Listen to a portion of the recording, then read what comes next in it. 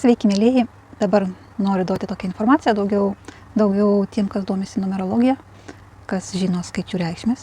Tai šiaip tai šita informacija jinai yra labai reikšminga visiems. Tai naujojo amžiaus žinios, tai informacija, kurią duoda mums civilizacijos ir iš dvasinio pasaulio, iš astralinio pasaulio, kurio gauname. Tai tiesiog jinai yra nauja. Jos nėra jokiame kompiuteryje, jokiame internete jūs jos nerasite. Tai yra nauja informacija, kurią dažniausiai gauna tie laidininkai, tie kontaktuotojai, kurie bendrauja su civilizacijom, su įvairiais dvasiniu pasauliu, su astraliniu pasauliu. Taigi, kaip žinote, kiekvienas vardas jisai turi savo reikšmę. Ir kiekvienas vardas, kiekviena vardo raidė turi savo reikšmę. Ir kiekviena vardo raidė jinai turi atitinkamą skaitmenį. Ir tai yra svarbu, tie skaičiai, koks yra sudarytas jūsų vardas, iš kokių skaičių yra sudarytas, jisai duoda tam tikrą informaciją ir kas yra svarbiausia, tai nulemia materializaciją, nulemia tą materiją, kokią jūs turite, kokią jūs galite turėti.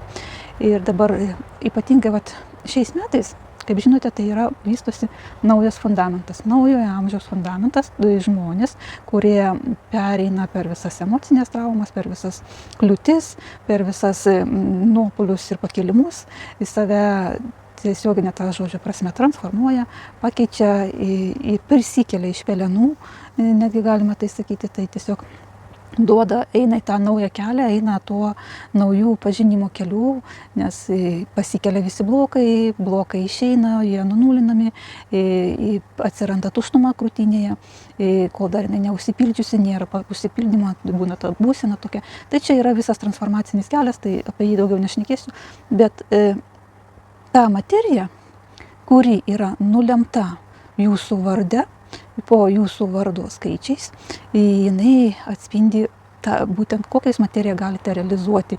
Ir šiame laikotarpyje, šiame naujų energijų epizode, jūs galite rinktis, įsiskaičiuoti ir pasirinkti tą materiją, realizuoti, kokia jinai jums reikalinga.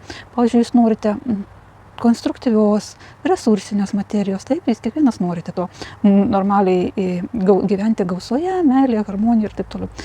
Taigi, pasiskaičiuokite savo vardo raidės, kiek jisai susideda, kokios skaičius jis yra bendras. Pasiskaičiuokite kiekvienos vardo raidės skaičių ir pasižiūrėkite, kas yra po jo, kokie skaičiai įsirikiuoja. Pavyzdžiui, pirmas vardo raidė, jinai yra fundamentas, jinai yra bazė.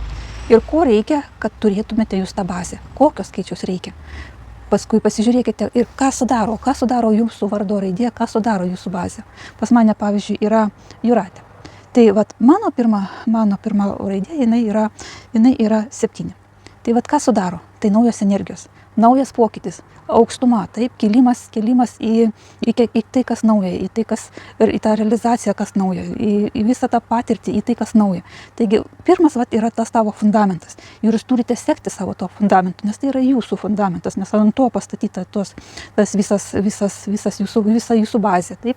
Ir taip yra kiekvienas skaičius. Taip kiekvieną skaičių jūs įskaičiuojate ir jūs žinosite, ko jums reikia, kad jūs turėtumėte tuos resursus, tą harmoniją, tą kokybinį ir konstruktyvų tą gyvenimą.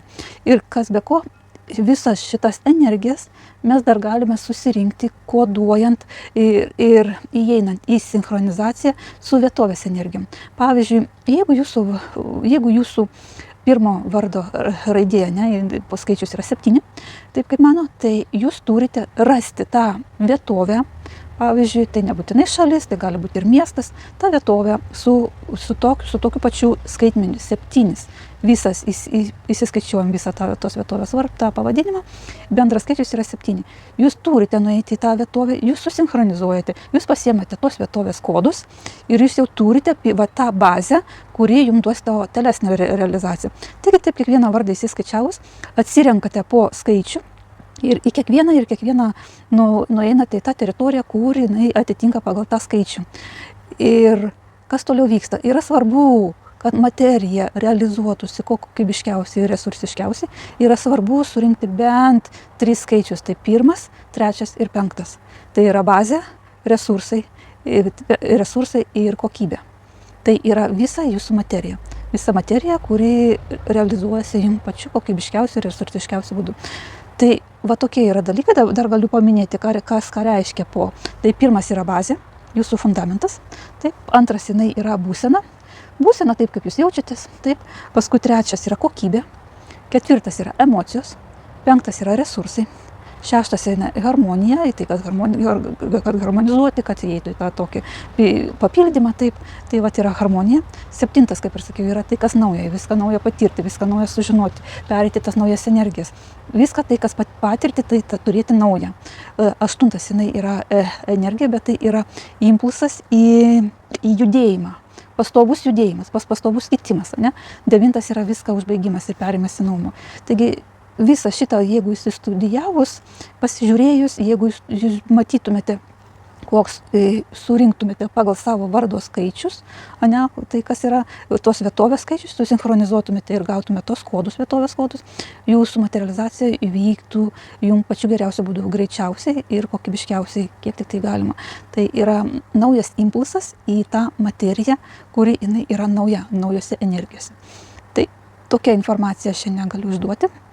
Ir naudokitės ir duokite žinoti, kaip jums sekasi šioje srityje.